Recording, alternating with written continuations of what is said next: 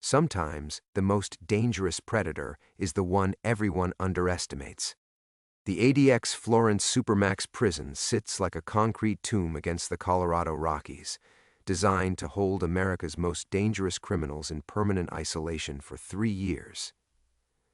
Miguel Santander had been the invisible man, the quiet accountant who once tracked millions in cartel money, now tracking every detail of prison life with the same obsessive precision. When 4 inmates cornered him in the shower block on a February morning, shanks gleaming under fluorescent lights, they saw only the bookkeeper who testified against their bosses. They didn't see the man who had memorized every guard schedule, every blind spot, every weakness in their fortress. What they couldn't have seen was the ancient burial ground beneath the prison, or the restless spirits that Miguel's Mayan grandmother had taught him to recognize in childhood dreams. As Miguel lay bleeding, something stirred in the foundations below, something that remembered when justice was swift, brutal, and absolute. Within 48 hours, his attackers began dying in ways that defied explanation, and the prison descended into chaos. But was Miguel orchestrating an impossible revenge, or had he awakened something far older and more terrible than any cartel enforcer? Before we jump back in, tell us where you're tuning in from, and if this story touches you, make sure you're subscribed, because tomorrow I've saved something extra special for you. The hook. The screaming started at 3:47 a.m. Marcus jerked awake in his narrow bunk, the concrete walls of ADX Florence seeming to pulse with the raw, animalistic sounds echoing through the corridors. 12 years of imprisonment had trained his body to wake instantly at any disturbance. Survival depended on knowing when violence was coming, even if you couldn't escape it. But this wasn't the usual nighttime chaos. The screams carried a different quality, desperate and foreign, punctuated by rapid-fire Spanish that made Marcus's blood run cold. He recognized the voice, Chapo. Marcus rolled silently from his bunk and pressed his ear to the steel door of his cell. Through the narrow food slot, he could see the faint glow of emergency lighting painting everything in sickly yellow. Guard boots thundered past his door, their urgent rhythm confirming what his gut already knew. Someone had made a move. The screaming stopped abruptly.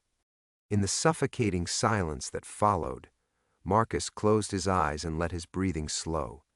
He'd spent 3 decades hunting men like Guzmán through the jungles of Colombia and the mountains of Mexico, back when he still believed in badges and justice.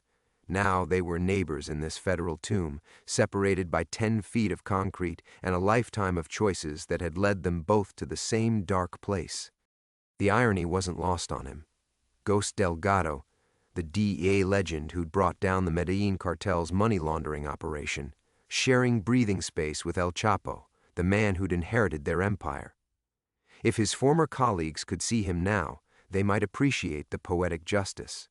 If they knew the truth about why he was really here, they'd understand why poetry had nothing to do with it. Footsteps approached his cell. Marcus moved away from the door and sat on his bunk, assuming the posture of a man who'd been sleeping peacefully. When the slot opened, he didn't flinch. "Everything quiet in there, Delgado?" The guard's voice was tight with adrenaline. "Like a grave, Officer Martinez."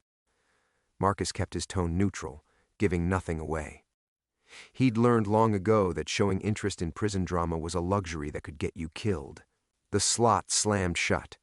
More footsteps, more shouted orders in the distance. Marcus waited until the corridor fell silent again, before allowing himself to consider what he'd just witnessed.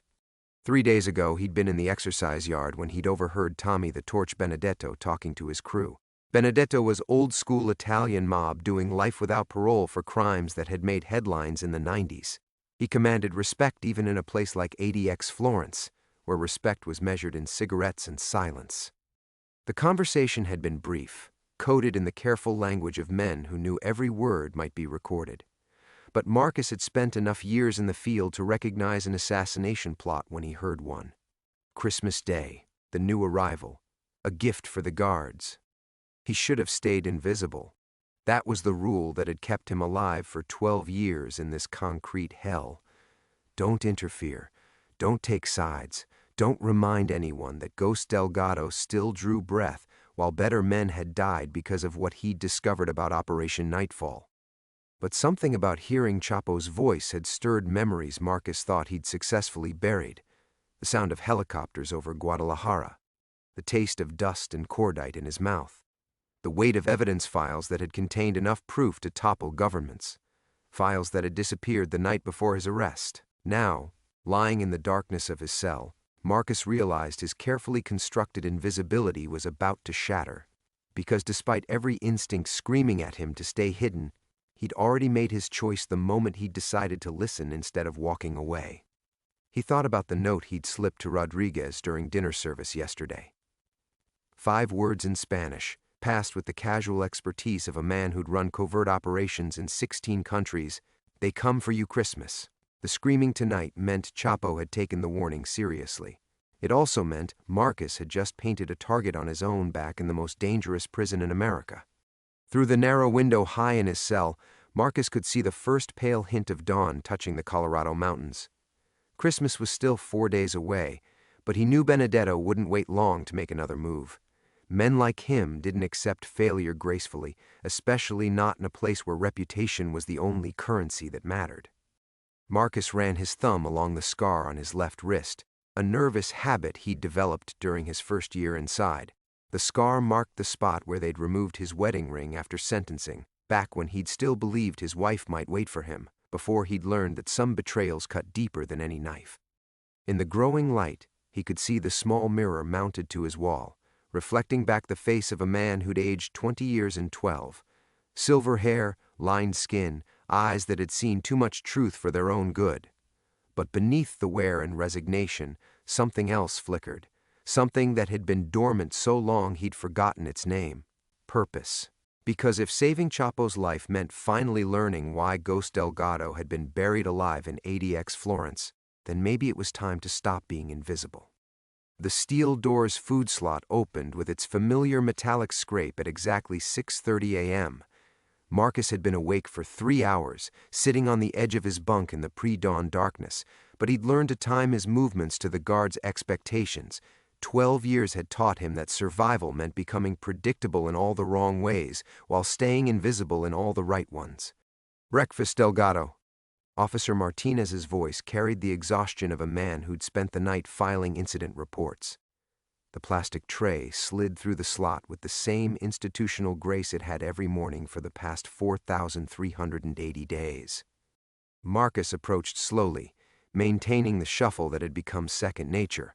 Cold oatmeal, 2 slices of white bread, a bruised apple, and coffee that tasted like dishwater. The same meal he'd eaten yesterday and would eat tomorrow, a beige monument to the federal government's commitment to keeping dangerous men barely alive. But today the routine felt different. As he lifted the tray, Marcus caught himself scanning the corridor through the narrow slot, listening for unusual sounds, searching for signs that last night's chaos had shifted the delicate ecosystem of ADX Florence. This was dangerous thinking, the kind that had gotten good agents killed in Bogota and Juarez when they'd started believing they could predict the unpredictable. He forced himself to eat mechanically, savoring nothing, while his mind cataloged the fragments of the life he'd built in this tomb. It wasn't much, but it was his. A collection of Robert Parker novels traded from other inmates, legal documents yellowing in a manila folder, 3 photographs his sister still sent at Christmas despite his requests that she stop. The pictures showed her family aging in accelerated time, nieces and nephews growing up, her husband growing gray, all of them moving forward while Marcus remained frozen in this concrete purgatory. The photographs were contraband of a sort, not officially forbidden, but dangerous in their own way. They reminded him of what he'd lost, what he'd never had, what other men would kill for. In ADX Florence, having something to lose made you a target. Having something you loved made you weak. At 7:15, his cell door would open for 1 hour of recreation, not yard time. That was a privilege reserved for twice-weekly rotation, but an hour in the narrow corridor outside his cell, perhaps a shower if the guards felt generous, maybe conversation with Rodriguez 3 cells down if the mood was right. It was the closest thing to freedom Marcus experienced, and he'd learned to cherish these 60 minutes like a dying man savors final breaths.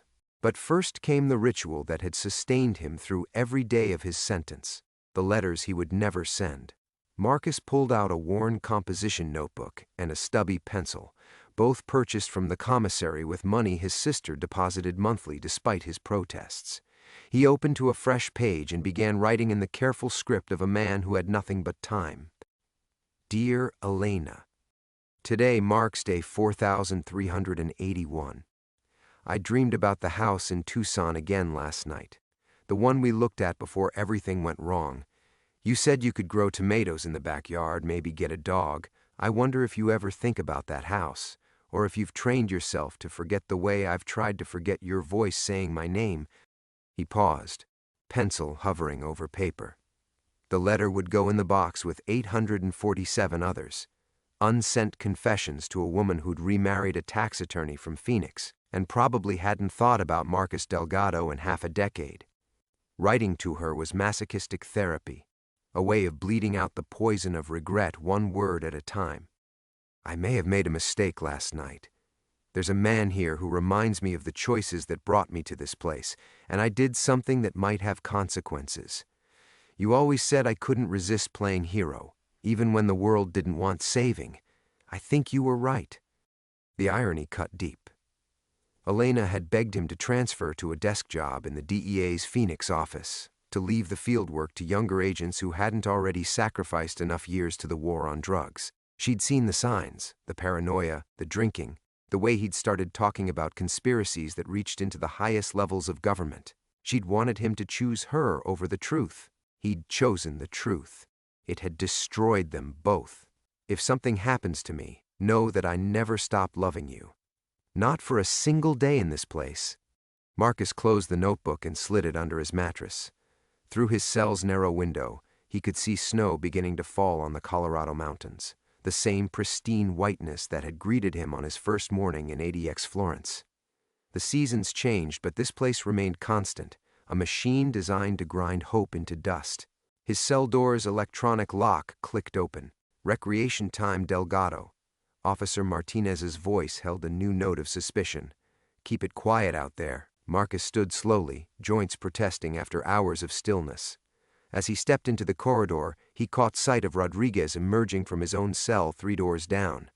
The older man's eyes found his immediately, and Marcus saw something there that hadn't been present yesterday: fear. The fear in Rodriguez's eyes lasted only a moment before the older man's expression shifted back to practiced neutrality. But Marcus had seen it, that flash of recognition that meant his warning had reached the right ears, and that consequences were already spreading through the prison's invisible network like ripples from a stone thrown into dark water. "Morning, Ghost." Rodriguez's voice carried its usual gravelly indifference, but he positioned himself closer to Marcus's cell than normal, close enough for whispered conversation when the guards moved on. "Morning." Marcus kept his own voice level while his peripheral vision tracked Officer Martinez's movement down the corridor. The guard was conducting the usual head counts, but his body language suggested heightened alertness. Word about last night's incident was filtering down through the ranks, creating the kind of institutional tension that made everyone dangerous. When Martinez disappeared around the corner, Rodriguez moved closer. "Your friend had visitors last night, medical kind." Marcus felt his chest tighten. "Serious?" "Serious enough. Word is someone got creative with a sharpened toothbrush during shower rotation. Missed anything vital, but sent a clear message." Rodriguez's eyes flicked toward the far end of the corridor where Chapo's cell lay hidden behind reinforced steel. "Course, that's not the interesting part." "What's the interesting part?" "Your friend talked to the warden. Not the guards, the warden. Personal visit at 4 a.m. Rodriguez's scarred face revealed nothing, but Marcus heard the weight behind his words. "When's the last time you seen the warden make house calls for attempted murder in this place?" "Never." In 12 years at ADX Florence, Marcus had seen Warden Blackwood exactly 3 times during his initial intake interview, at a mandatory prisoner orientation that had lasted 15 minutes, and briefly during a congressional inspection tour 2 years ago. Men like Blackwood didn't descend into the concrete depths of solitary confinement to comfort wounded inmates. Unless those inmates were special. "Maybe the feds want to keep their prize fish breathing," Marcus offered. But even as he said it, he knew the explanation felt thin. El Chapo was a symbol, not an asset. His value lay in his captivity, not his testimony. Maybe. Rodriguez's tone suggested he wasn't buying it either. Or maybe your friends got something they still need. The electronic lock on Marcus's cell clicked twice, the 5-minute warning that recreation time was ending. Around them, other inmates began their shuffling retreat back into their concrete boxes, the brief illusion of freedom dissolving into another day of managed isolation. But as Marcus turned toward his cell, Rodriguez caught his arm with surprising strength. "Ghost." The older man's voice dropped to barely a whisper. "Benedetto's been asking questions. About you. About how you knew to warn the fish." His grip tightened. "Be careful who you try to save. Sometimes the favor gets returned whether you want it or not." Marcus felt something cold settle in his stomach. He'd spent 12 years flying under the radar, carefully cultivating the image of a broken agent who'd lost his edge along with his freedom. But saving Chapo had been a miscalculation. It had reminded people that Ghost Delgado still existed beneath the institutional facade. "Delgado, Rodriguez, time's up." Martinez's voice echoed from the guard station, sharp with impatience. As Marcus stepped back into his cell, the steel door sealing him in for another 23 hours, he heard footsteps approaching from the direction of the administrative wing. These weren't the heavy boots of guards or the shuffle of inmates. These were dress shoes on concrete, polished leather that didn't belong in the depths of ADX Florence. Through his food slot, Marcus watched 3 figures in dark suits walk past his cell. Federal agents, moving with the purposeful stride of men carrying fresh orders. Behind them walked Warden Blackwood himself, his expression grim as carved stone. They stopped at Chapo's cell. Marcus pressed his ear to his door, straining to catch fragments of conversation through the thick steel and concrete. The voices were muffled, but he caught enough to understand that this wasn't a routine medical check or administrative visit. Someone had made a phone call after last night's incident. Someone with enough authority to mobilize federal resources on Christmas week. When the footsteps finally retreated 20 minutes later, the corridor fell into an unnatural silence. No television sounds from neighboring cells, no conversations shouted between doors. Even the usual mechanical hums of the facility seemed muted, as if the entire prison was holding its breath. Marcus sat on his bunk and stared at the unopened letter under his mattress. Yesterday he'd been Marcus Delgado, invisible, forgotten, serving out his days in carefully managed obscurity. Today, he was Ghost again, whether he wanted to be or not. And somewhere 3 cells away, El Chapo Guzmán was learning that some favors came with a price that couldn't be paid in cigarettes or silence. The choice Marcus had made in warning Chapo was already reshaping the world around him. Now he had to decide whether to retreat back into invisibility or step fully into whatever game was being played in the shadows of America's most secure prison. Either way, Christmas was still 3 days away. The silence that followed the federal agent's departure felt like the aftermath of an explosion, a ringing emptiness that pressed against Marcus's eardrums and made breathing difficult. He remained sitting on his bunk, staring at the door where those polished shoes had passed, while his mind wrestled with the implications of what he'd witnessed. 3 federal agents, on December 22nd, in the most secure prison in America. That kind of response didn't happen for a simple assault with a sharpened toothbrush. It happened when national security was at stake, when someone with clearance levels above the warden's pay grade decided that a situation required immediate federal attention. It happened when the invisible machinery of government moved to protect assets that officially didn't exist. Marcus stood and began pacing the narrow confines of his cell, 3 steps to the wall, turn, 3 steps back. It was a nervous habit he'd developed during his first year inside, when the walls had seemed to shrink daily and the weight of his sentence had threatened to crush what remained of his sanity. Now the repetitive movement helped him think, each step marking time while his mind sifted through possibilities he didn't want to consider. The smart move was obvious. Retreat. Become invisible again. Pretend the warning had been an impulse born of boredom rather than instinct. Let the situation resolve itself without further involvement. He'd survived 12 years in this place by following exactly that philosophy. Head down, mouth shut, blend into the gray concrete until even the guards forgot his name most days. But Rodriguez's words echoed in his memory. Benedetto's been asking questions. About you. That changed everything. In ADX Florence, Questions were currency, and currency was power.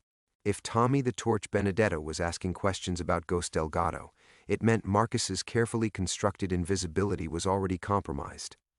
The mob enforcer commanded enough respect to make inquiries dangerous for their subjects, and enough connections to get answers that most inmates couldn't access. Marcus thought about Benedetto's reputation, built on 3 decades of enforcing omerta with medieval efficiency. The man hadn't survived this long by accepting interference gracefully. If he'd planned Chapo's execution as some kind of statement, a message to the cartels, or the government, or whoever might be listening, then Marcus's intervention represented more than inconvenience. It represented disrespect. And disrespect, in a place where reputation was the only protection against predators, was a death sentence. Marcus stopped pacing and pressed his palms against the cold concrete wall. The chill seeped through his skin, but it couldn't touch the growing heat of an old familiar anger. This was the same rage that had driven him to pursue Operation Nightfall, even when his superiors had warned him to back off. The same fury that had made him dig deeper when evidence started disappearing, when witnesses began dying in convenient accidents, when it became clear that the conspiracy he'd uncovered reached into the highest levels of the DEA itself. That anger had cost him everything: his career, his freedom, his marriage.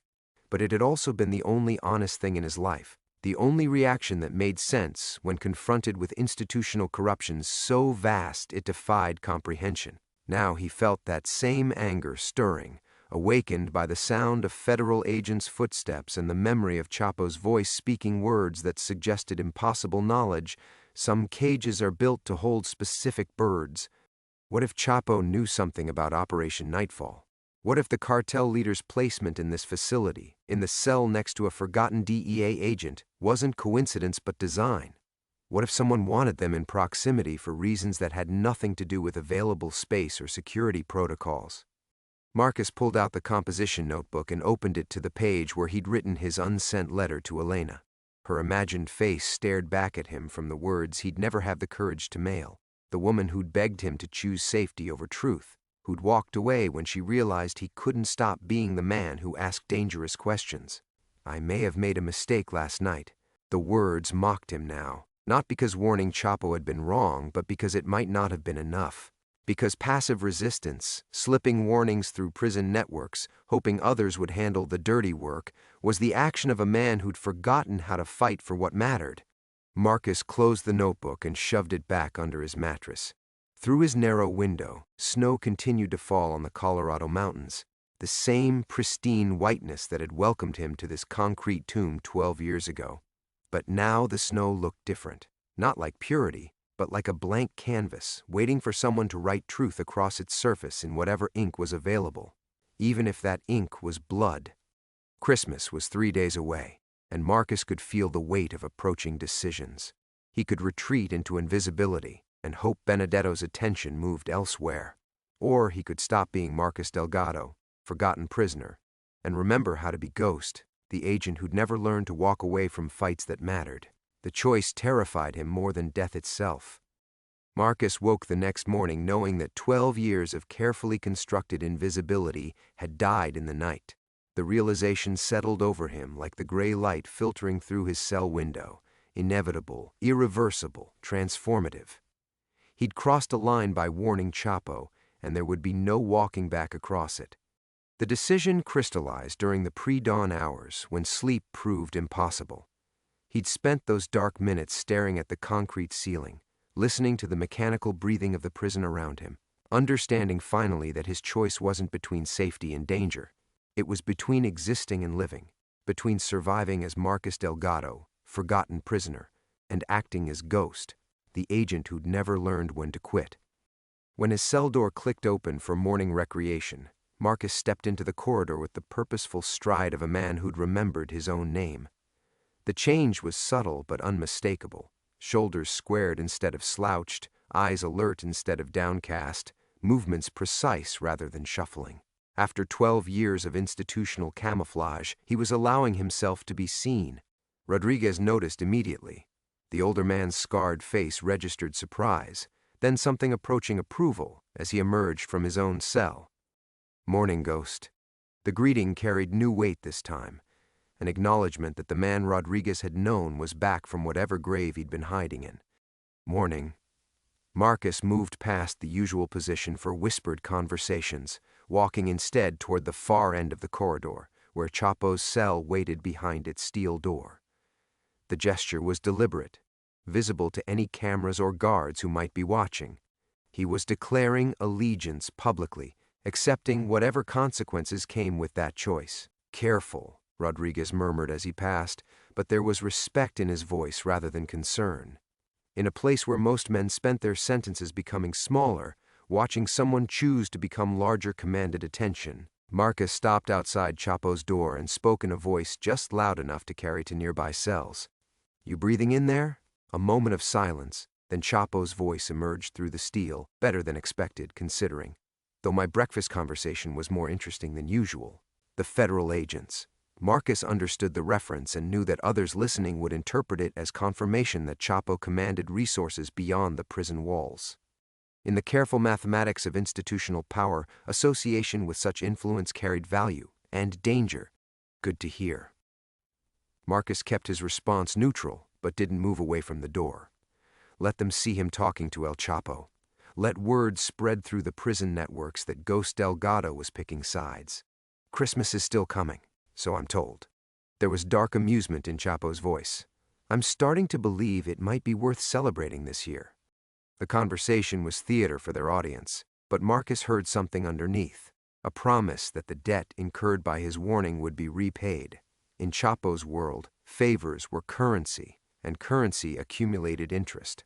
Marcus was accepting an IOU from one of the most dangerous men in the world, written in blood and backed by resources that reached far beyond these concrete walls. Officer Martinez appeared at the end of the corridor, his expression darkening as he observed Marcus's position outside Chapo's cell. The guard's hand rested on his radio, ready to call for backup if necessary, treating the conversation as a potential incident rather than normal prisoner interaction. Marcus met Martinez's stare directly, another small act of rebellion against the institutional dynamics that had governed his existence for 12 years. Guards expected eye contact from troublemakers and predators, not from broken agents who'd learned to disappear into gray concrete. The challenge was subtle but unmistakable. "Problem here, Delgado?" Martinez's voice carried official authority, but Marcus detected uncertainty underneath.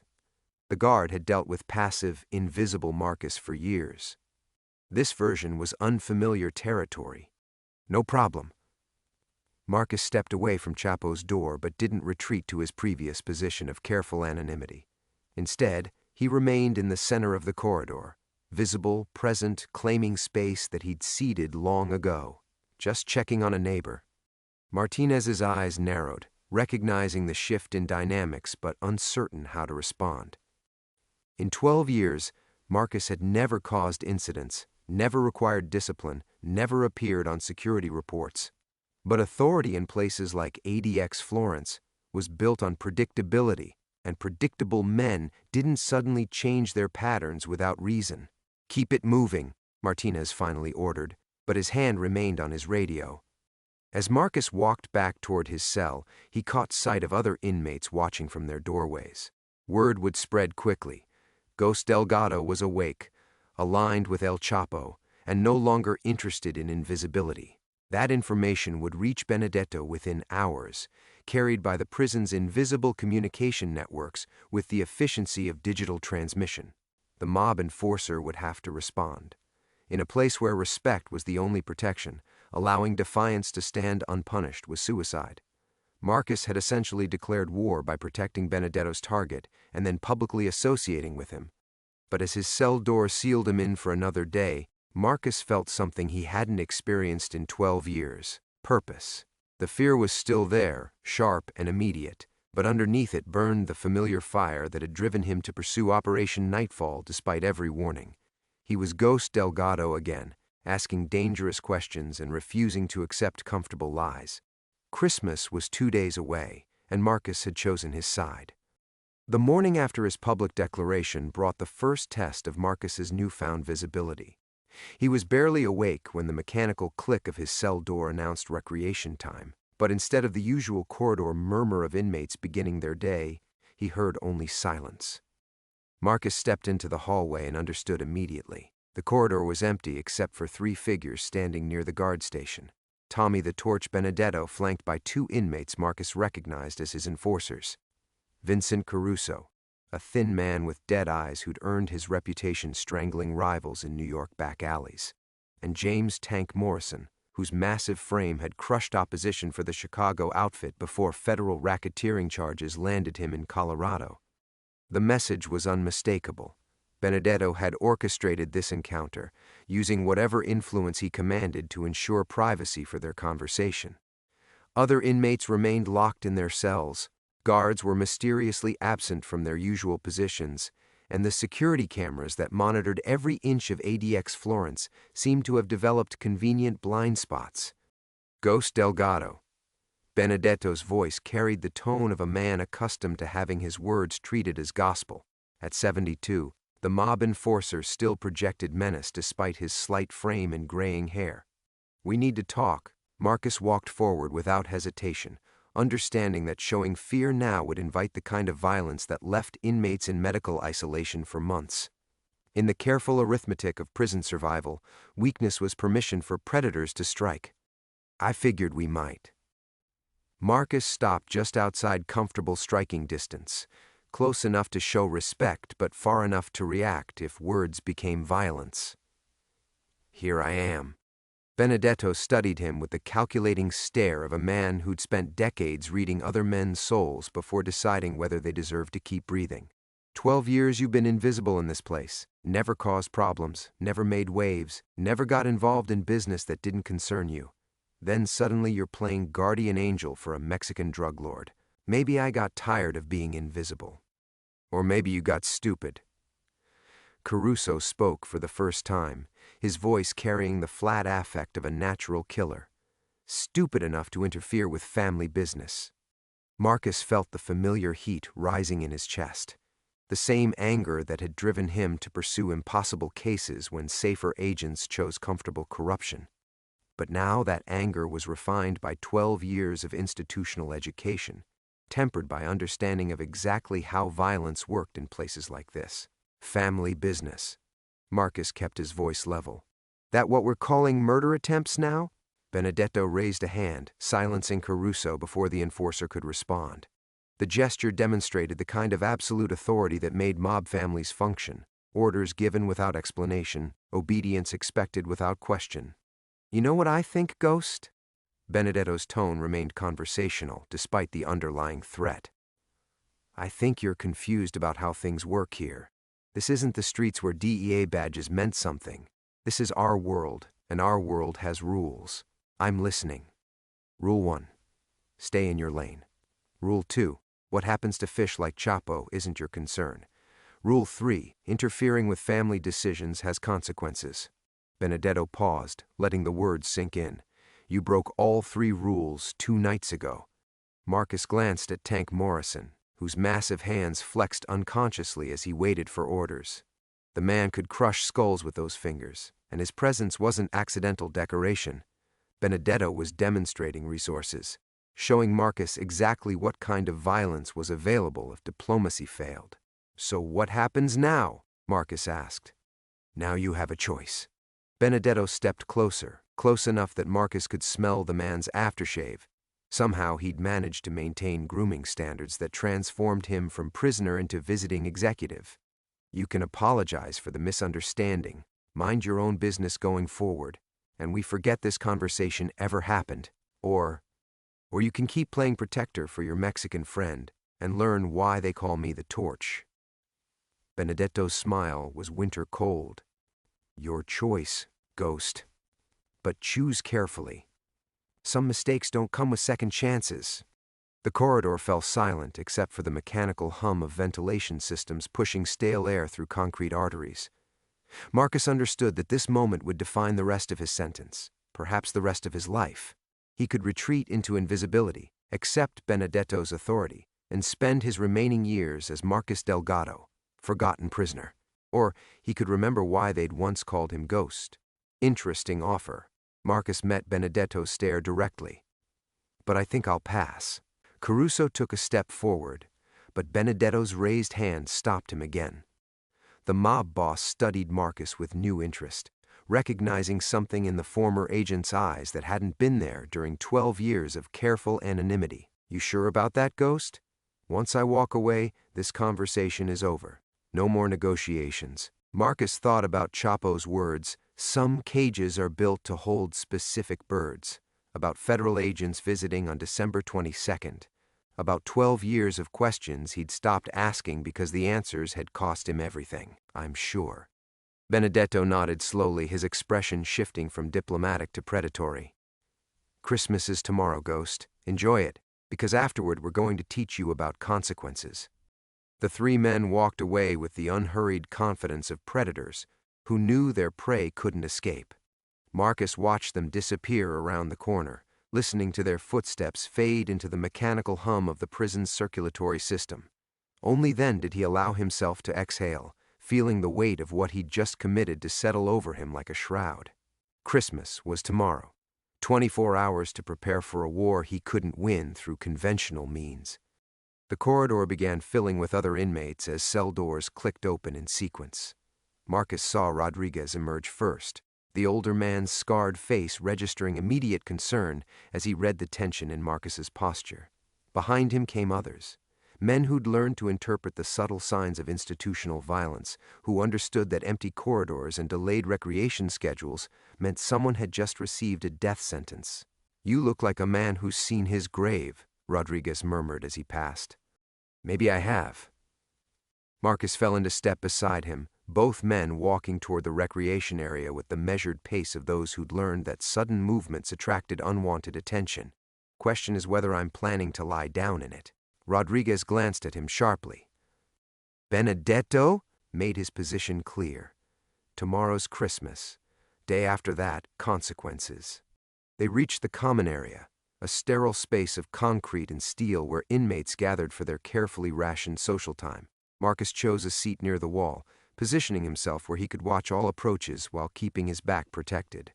Rodriguez settled beside him, their conversation invisible among the dozen other whispered exchanges happening simultaneously. "You could still walk it back," Rodriguez said quietly. "Pride ain't worth dying for in here. Isn't it?" Marcus studied the older man's face, seeing decades of compromise etched in those scars. "What's the alternative? Spend the next 20 years knowing I bent the knee to a mob enforcer because I was too scared to stand up? You'd be alive to regret it." Through the reinforced windows, snow continued to fall on the Colorado landscape.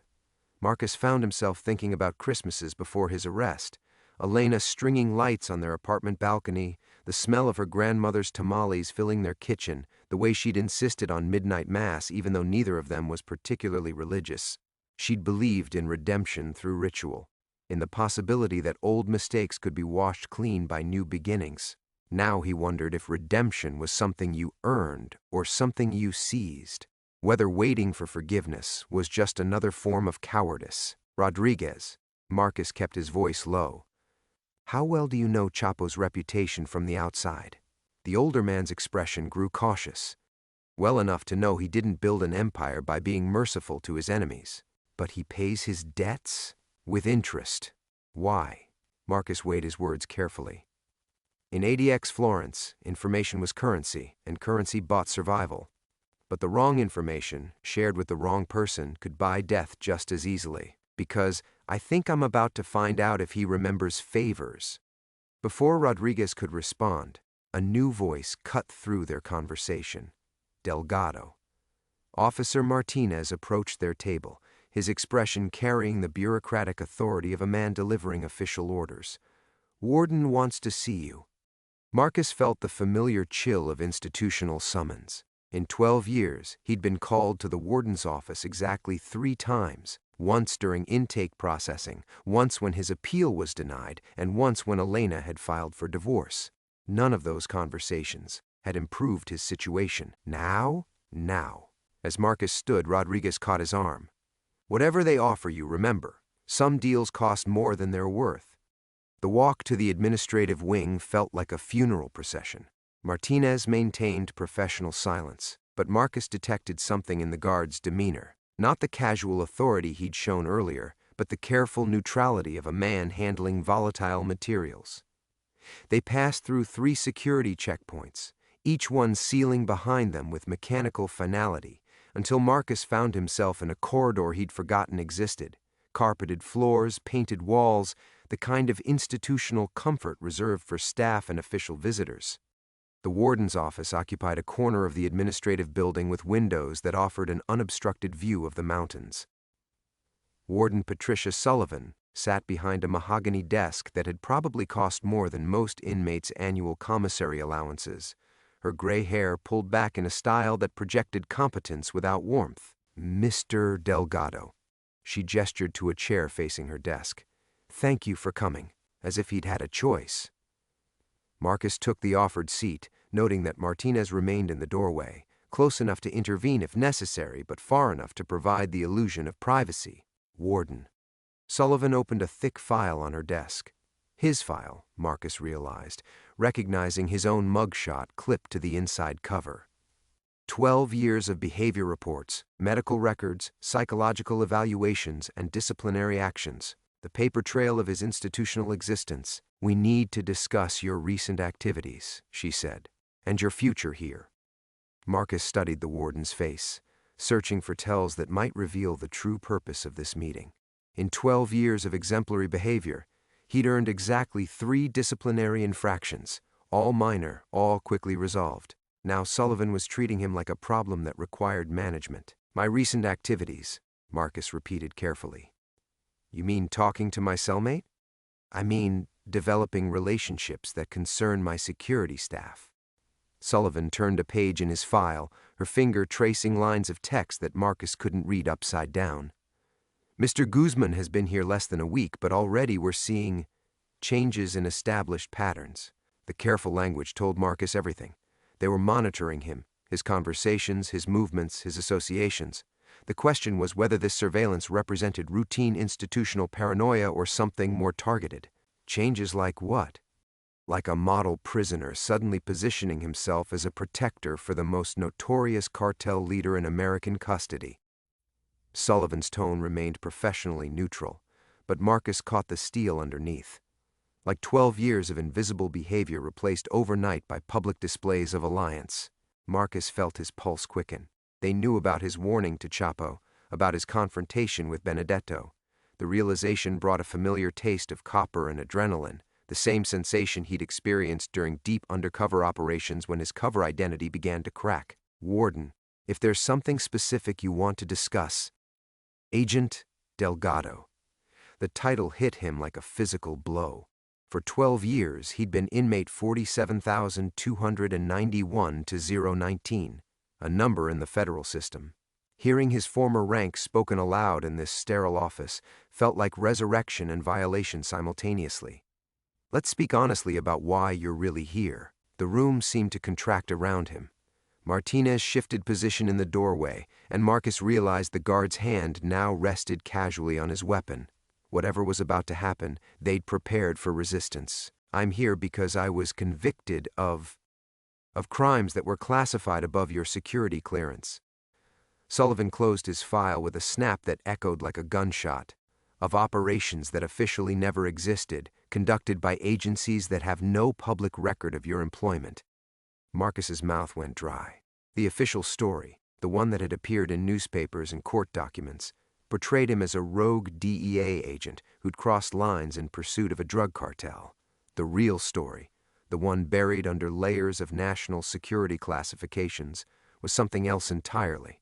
"I don't know what you're implying." "I'm not implying anything. I'm stating facts." Sullivan leaned forward, her gray eyes sharp with predatory intelligence. "You weren't sent here to serve time, Agent Delgado. You were sent here to disappear. There's a difference." The words hit him like ice water, washing away 12 years of carefully constructed acceptance. Marcus had always known his case involved more than simple corruption, but he'd convinced himself that the truth didn't matter anymore, that justice had been served, even if the public version was incomplete. Now, sitting in this office while snow fell on Colorado mountains, he understood that he'd been naive. Men weren't buried alive in places like ADX Florence for crossing ethical lines in drug investigations. They were buried for discovering things that powerful people needed to stay hidden. And now you're making waves, Sullivan continued, drawing attention to yourself at precisely the moment when attention is the last thing anyone wants. Anyone meaning who? Sullivan's smile was winter cold. The same people who've been paying for your comfortable accommodations here for the past 12 years. The same people who could make those accommodations considerably less comfortable if you continued down your current path. The threat was elegant in its simplicity. Marcus wasn't just a forgotten prisoner. He was an asset being maintained by forces that operated in the shadows between legitimate government and criminal enterprise. His protection, his safety, even his life depended on continuing to be the invisible, broken man they'd created. But Chapo's arrival had changed the equation. Whatever the cartel leader knew about Marcus's real crimes threatened to expose connections that reached far beyond federal drug enforcement. And exposure meant elimination. What exactly are you asking me to do? I'm asking you to remember who you really are. Sullivan stood, moving to the window that overlooked the mountains. You're not Ghost Delgado anymore. You're not a federal agent seeking justice. You're inmate 47,291-019, serving life without parole for crimes against the United States government. Marcus felt something fracture inside his chest. 12 years of careful psychological construction crumbling like old concrete. The fear he'd been holding at bay since Chapo's arrival now roared through him with the force of a flash flood. Not fear of death, which would have been simple, but fear of the truth. Fear that everything he'd believed about his imprisonment, his crimes, his purpose, was a lie constructed to keep him compliant while more dangerous truths remained buried. And if I refused to remember? Sullivan turned from the window, her expression carrying the finality of a judge pronouncing sentence. Then we'll help you remember, starting tonight. The words hung in the air like a death sentence. Marcus sat frozen in the warden's chair, watching Sullivan's reflection in the window glass. A gray specter overlaying the snow-covered mountains beyond. The comfortable fiction he'd maintained for 12 years crumbled around him like old mortar, revealing the stark architecture of his true situation. Tonight, he repeated, his voice sounding foreign in his own ears. Sullivan returned to her desk with the measured pace of an executioner. Transfer orders are already being processed. Administrative segregation, pending investigation into security violations, standard protocol for inmates who pose potential risks to institutional safety. The whole. Solitary confinement in a concrete box barely large enough for a man to lie down, where the only human contact came through a food slot and the only light filtered through a narrow window designed to prevent suicide attempts. Marcus had seen men emerge from extended stays in the hole as hollow-eyed shells, their minds fractured by weeks or months of sensory deprivation. How long? That depends entirely on your attitude adjustment. Sullivan opened a different file, this one significantly thinner. Mr. Guzmán has also been experiencing some difficulties with institutional adjustment. It seems he's been spreading false information about other inmates, creating security concerns that require immediate intervention. The pieces clicked into place with horrible clarity. While Marcus was being buried alive in solitary, Chapo would be isolated as well, separated from any protection Marcus might provide, vulnerable to whatever Benedetto and his associates had planned. The timing wasn't coincidental. Christmas Day would find both men locked away from witnesses, their cells accessible only to guards who could be bought, transferred, or simply ordered to look the other way. You're going to let them kill him. I'm going to maintain order in my facility. Sullivan's tone carried the practiced neutrality of someone who justified countless compromises. What happens between inmates during administrative processing isn't my responsibility. Marcus felt the walls closing in, not just the physical walls of the warden's office, but the invisible barriers that had defined his existence since his arrest. For 12 years he'd accepted his cage because he'd believed in the system that had put him there. Even corrupted, even compromised, it was still justice of a sort. Now he understood that justice had never been part of the equation. He wasn't a prisoner serving time for crimes against society. He was a loose end, being managed by people who operated beyond any law he'd once sworn to uphold. "The operation in Juarez," he said quietly. "That's what this is really about." Sullivan's expression didn't change, but Martinez shifted position in the doorway. The name meant something to them, enough to warrant increased vigilance. Ancient history, Agent Delgado, better left buried. But Marcus was already remembering despite 12 years of enforced amnesia. Fragments of classified briefings, satellite imagery of compounds that didn't appear on any map, meetings with officials whose names he'd been ordered to forget. Operation Crossroads, a joint task force investigation into cartel money laundering that had uncovered something far more dangerous than drug trafficking. They'd found evidence of a shadow network that moved more than narcotics across borders. Government officials, corporate executives, intelligence assets, all connected by financial flows that originated in cartel territory but terminated in places that should have been beyond criminal reach. When Marcus had tried to pursue those connections, he'd been pulled off the operation. When he'd continued investigating on his own, he'd been arrested. "Chapo knows," Marcus said, the realization hitting him like a physical blow. "That's why you can't let him talk to anyone. He was there. He saw the same things I saw. Mr. Guzmán is a convicted terrorist and drug trafficker whose word would never be accepted in any legitimate forum." But Sullivan's voice carried a tension that hadn't been there before, even if anyone were foolish enough to listen to him. The truth was worse than Marcus had imagined. They weren't just managing him, they were managing an entire network of inconvenient witnesses, keeping them isolated and discredited while the real criminals continued operating with government protection. Chapo's arrival at ADX Florence hadn't been random prison assignment, it had been strategic placement, putting him in a facility where his knowledge could be contained permanently. "How many others?" Marcus asked. "How many inmates here are really just witnesses being managed?"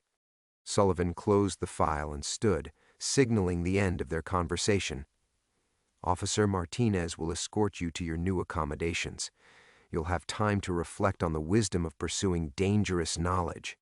As Martinez stepped forward, Marcus felt something break inside his chest. Not the gradual erosion of hope he'd experienced during his trial, but a sudden, catastrophic failure of the psychological structures he'd built to survive his imprisonment.